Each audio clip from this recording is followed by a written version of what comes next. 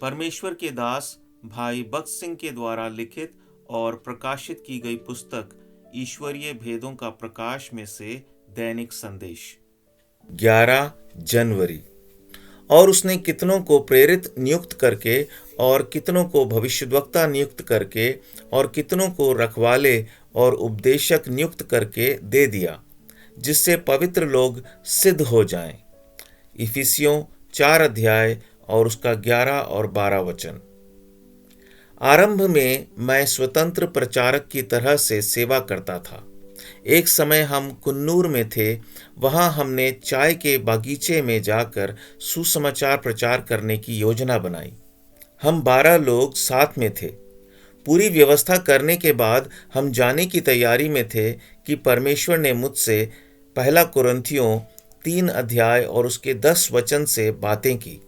परमेश्वर के उस अनुग्रह के अनुसार जो मुझे दिया गया, मैंने बुद्धिमान राजमिस्त्री की नाई नींव डाली और दूसरा उस पर रद्दा रखता है।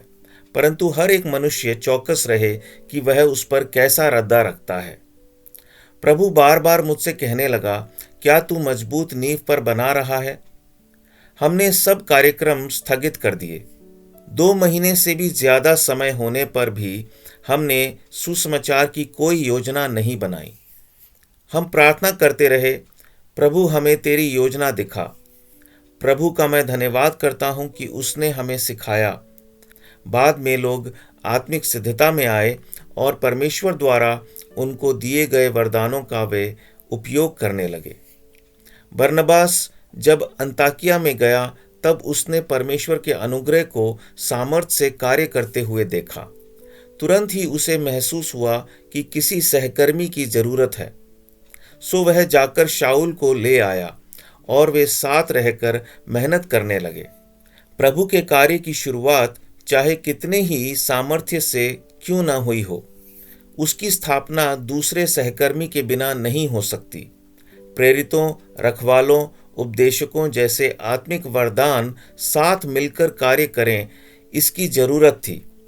मसीह की देह की उन्नति के लिए अंताकिया की कलीसिया में परमेश्वर भविष्यद्वक्ताओं और प्रेरितों को साथ लाया।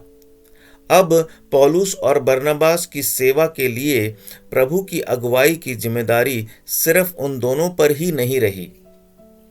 उनकी सेवा के लिए प्रभु की योजना मंडली की जिम्मेवारी बन गई। पवित्र आत्मा ने इसे मंडली को दिखाया। बाद में यह मंडली का फर्ज बना कि उनके लिए प्रार्थना करें, उन पर हाथ रखें और सेवा के लिए बाहर भेजें। प्रेरितों के काम 13 अध्याय 3 वचन।